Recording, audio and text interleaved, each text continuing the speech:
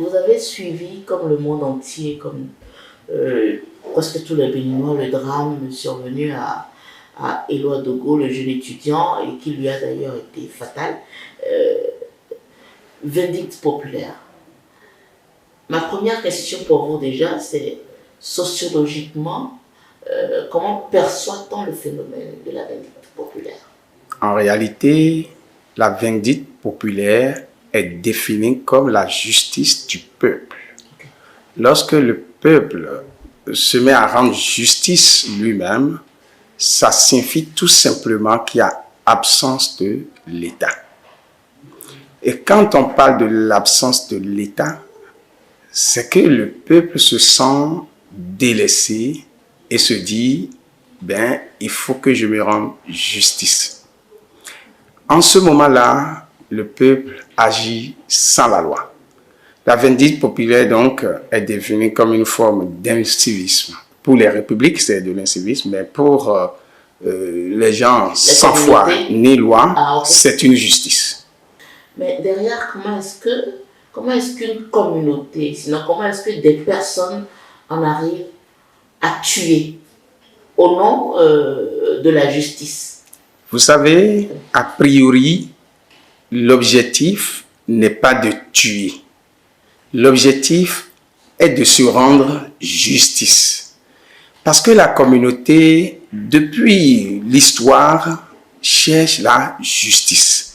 L'absence de justice amène à se révolter. Les peuples et les communautés qui pensent que l'État ne s'occupe pas d'eux, que l'organisation sociale hiérarchisée et réglementée n'est pas arrivée jusqu'à eux, ces peuples-là cherchent à se défendre. C'est exactement le réflexe animal, l'autodéfense. Et dans le cas où l'homme commence par réagir comme un animal, donc par des réflexes d'autodéfense, on ne va pas tout de suite dire que c'est pour aller tuer. Mais c'est juste pour aller rendre un coup. C'est juste pour aller dire, on ne me fait pas ça. Si tu me fais ça, je te rendrai la punition que moi je conçois de vrai. En ce moment-là, quand on fait une lecture au premier degré, on ne peut pas dire que la population a pour idée d'aller tuer, mais la population a pour idée d'aller juste se venger. La vengeance. En se vengeant, on finit peut-être par ôter la vie sans le savoir, ou par donner des coups et blessures, peut-être volontaires ou involontaires, mais le tout dépend maintenant de la qualification qu'on donnera à l'acte final que posera le désir de vengeance. Mais lorsqu'on en arrive à brûler, je pense que l'objectif premier, lorsqu'on brûle quelqu'un, l'objectif premier est de le tuer. Vous savez, dans notre pays, nous avons eu le phénomène du colonel Davy, vous vous souvenez? Bien sûr, oui.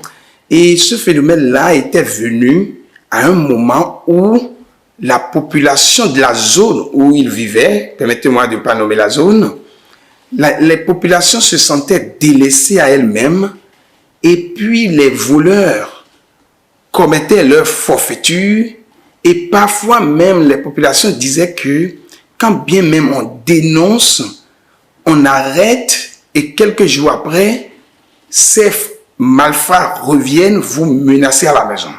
Du coup, ce monsieur-là, en ce moment, s'était donné le titre de colonel civil et arrivait à appréhender les voleurs.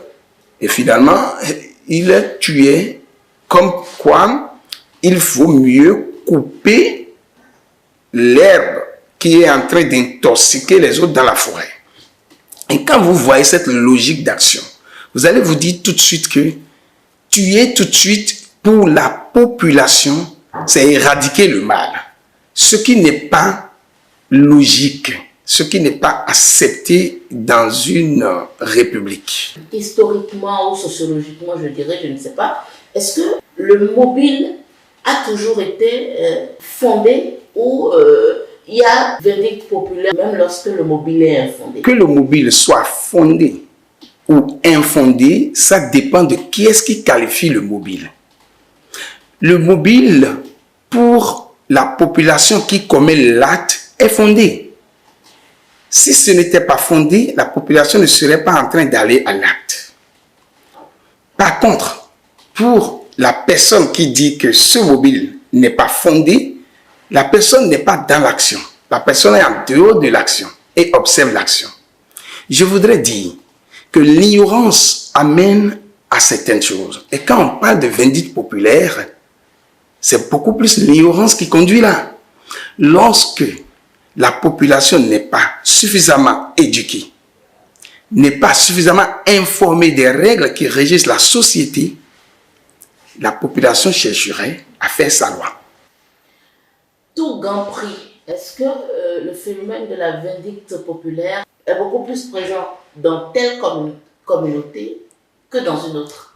Non, nous ne pouvons pas dire qu'il y a une communauté qui a l'apanage de la vindicte populaire. L'essentiel, c'est de repousser les barrières de l'ignorance. Toute communauté qui se sent injustement appréciée va en de la vengeance. Toute communauté qui sent l'absence de l'État dans sa vie va vers une justice personnalisée. Et quand la justice devient personnalisée à une communauté, on parle de vindicte populaire. Donc, ce n'est pas l'apanage d'un peuple ou d'une population.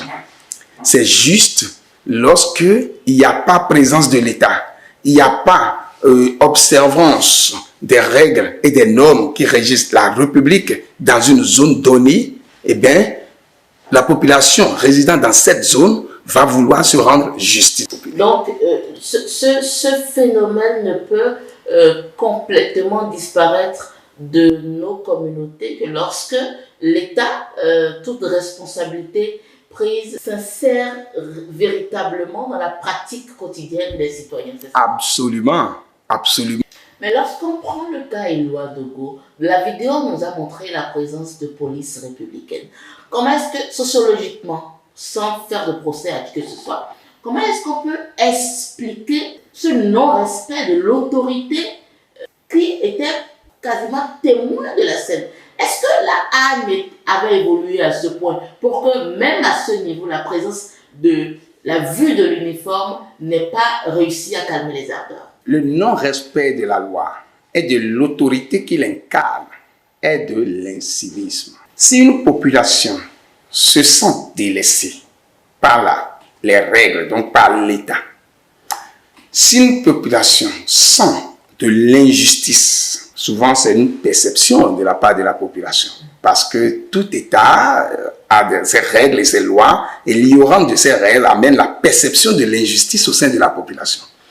Lorsque la population sent cela, elle ne respecte plus l'autorité qui incarne la loi. Et quand cela se présente, comme le cas des lois Dogo que nous sommes en train de citer, je voudrais ne pas aller dans des considérations, mais je prends le fait tel que ça se présente. Oui, la police républicaine était présente, n'est-ce pas? Mais est-ce que la police républicaine connaissait et comprenait ce qui se passait de fond en comble? Point d'interrogation. Peut-être que la police républicaine est venue surprendre quelque chose qui était déjà à un niveau très avancé que la police ne pouvait plus ralentir. Ça, c'est un premier point. Parce que si la police avait été là au début, ça aurait été réglé. J'aurais appris que le jeune avait demandé à ce qu'il prenne même sa carte d'étudiant pour appeler ses parents. Et simplement parce qu'ils n'ont pas voulu faire ça, on pourrait dire que là, dans le cas d'espèce, c'est un règlement de compte. On pourrait le dire. Mais avant de le dire, il faut rentrer dans le dossier, il faut s'approcher du dossier pour mieux étudier le dossier et écouter les uns et les autres pour pouvoir comprendre. En ce moment-là, cette population, si éventuellement était allée à de la vengeance, ou bien si cette population voulait se faire justice, en allant commettre l'injustice, les enquêtes et le travail de la police, c'est-à-dire de la loi, leur donneraient la voie normale à suivre désormais dans une république. A priori, on ne peut pas dire qu'ils ont raison ou qu'ils ont tort de l'avoir fait. Encore qu'ils ont totalement tort d'avoir tué. Hein? Mais quand on rentre dans le dossier, il faut d'abord enquêter, savoir si éventuellement, encore que, même si le jeune Dogo avait été responsable de ces faits, il fallait simplement le remettre à la police pour que la police puisse rendre justice et d'ailleurs faire des enquêtes pour savoir ce qu'il faut faire. C'est ça ce qu'il faut faire. Mais si c'est une population qui déjà se sentait délaissée par la loi, qui pour elle ne se croyait pas protégée par les lois républicaines et qui était dans l'injustice et dans l'incivisme total et notoire, c'est le moment.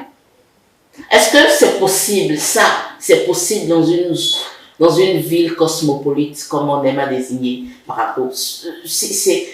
Ça ne s'entend pas qu'on dise que cette population, cette communauté ayant participé au meurtre du jeune Éloi Dogo se sentait délaissée, encore qu'on parle d'un commissariat à quelques mètres. Donc du coup, comment est-ce qu'une société, une communauté en arrive, malgré la présence de l'État représenté par la police républicaine, comment est-ce que ça évolue dans notre mentalité au point d'en arriver à commettre cette barbarie, quelle qu'en soit la raison? Sociologiquement, expliquez-nous. C'est ce que je tente de vous expliquer. Ça ne se conçoit pas dans une république. Mais lorsque, je tiens à vous rappeler qu'à Cotonou ici, il y a des zones où les gens ne se sentent pas protégés par l'État. Donc on peut se dire, mais comment est-ce que la police républicaine à côté, et puis les gens, ils ne vont pas se sentir protégés par l'État? Mais oui, ça se passe. Et vous allez les voir en train de vouloir se rendre justice. Vous allez les voir en train de vouloir se rendre justice, et s'il n'y a personne pour les arrêter, ils vont jusqu'à l'extrême. Et nous sommes à Cotonou. Et si vous parlez de Parakou, je vous ai parlé de Cotonou, alors c'est possible. Et quand on finit l'éducation, je ne parle pas de l'instruction, je parle de l'éducation. Quand on finit l'éducation, on accompagne. L'accompagnement. Lorsque le peuple se sent accompagné, soutenu, jamais l'idée de se rendre justice ne peut l'effleurer. C'est que devrions-nous craindre pour nos communautés demain? Est-ce que nous tendons vers, dans ce monde aujourd'hui, nous tendons vers des communautés qui nous feront assister à des scènes de vindicte populaire plus sanglantes, plus barbares, où ces rares cas vont éveiller quelque chose en nous? Et pour éveiller ce quelque chose en nous, quelle est la responsabilité de nos citoyens ou de l'État? Oui, nous devons beaucoup craindre pour notre communauté. Nous devons beaucoup craindre parce que ce qui se passe aujourd'hui ne sont que des signes d'alerte. C'est des signaux, et si nous n'arrivons pas à étudier ces signes-là pour vite étouffer les velléités qui sont en train de se faire voir, demain, nous allons nous retrouver devant une communauté intolérante, une communauté barbare, une communauté qui n'aura même plus de cœur. Aujourd'hui, vous savez, l'inégalité sociale, la couche déshéritée, je ne voudrais pas dire les prolétaires, oui, cette couche se sent beaucoup plus écartée de la réalité sociale, de la réalité économique et de la réalité politique. Ce n'est pas seulement dans notre pays, hein, c'est partout ailleurs. Et quand ces signaux commencent par se faire voir, on essaie de mettre en place des stratégies pour se rapprocher de ces couches de la population qui commencent par donner de ces signes d'alerte, et on leur inocule les règles du savoir-vivre. Et c'est ça qu'on appelle l'éducation. On les regroupe, on les sensibilise sur les lois de la cité, sur comment respecter les lois et sur comment amener à respecter les lois. Et ceci se fait avec les communautés à la base. Parce que ce qui s'est passé à Parakou, si éventuellement il y avait eu vol, on nous a parlé de vol d'une voiture, n'est-ce pas, ou d'une moto, on doit pouvoir signaler déjà a priori ce vol ou bien cet acte à quelqu'un, ou au délégué du quartier, ou à la police à côté, ou à une autorité quand même qui incarne l'État dans la zone. Et toute autre action de la population dépendra de la réaction de cette autorité qui a entendu ce qui a été dit au départ. Ce qui veut dire quoi? Nous allons certes éduquer la population, mais l'autorité qui incarne la loi également doit savoir prendre la population selon son état d'esprit et l'amener progressivement vers le respect de la loi en lui donnant le sens de l'espérance de la justice. Autrement dit, si éventuellement un cas de vol avait été signalé à une autorité qui n'a pas réagi, l'autorité devient très coupable de ce qui arrive. Absolument. On vous a signalé un cas de vol, vous n'avez pas eu les mots nécessaires pour donner l'espérance de la justice à celui qui vous a signalé le cas de vol. Alors si la personne se sent délaissée, la personne va vouloir rendre justice elle-même. Est-ce que, pour finir complètement, est-ce que lorsque dans le règlement ou dans l'action de rendre justice aux jeunes Éloi Dogo, l'État va punir sévèrement, est-ce que ça pourra à l'avenir réfréner un peu les autres? Est-ce que la sanction très dure et très sévère de l'État pourra à l'avenir réfréner ces élans de barbarie? C'est ce que j'ai dit un peu plus haut, en disant que si éventuellement l'incivisme était notoire dans cette zone, c'est le moment pour les autorités d'aller enquêter, de découvrir la vérité et de sanctionner sévèrement pour amener cette population à comprendre qu'il y a l'État qui est présent. Et quand l'État est là, alors l'injustice, on va les freiner. Parce que la justice, aux yeux de la population, amène à l'exercice du civisme. L'incivisme, c'est le non-respect, je répète, de la loi et des autorités qui l'incarnent. Du coup, quand l'autorité impose sa présence par les sanctions, après les fautes commises par rapport à la loi, on sent la présence de l'autorité. Sans sanction, l'autorité est absente.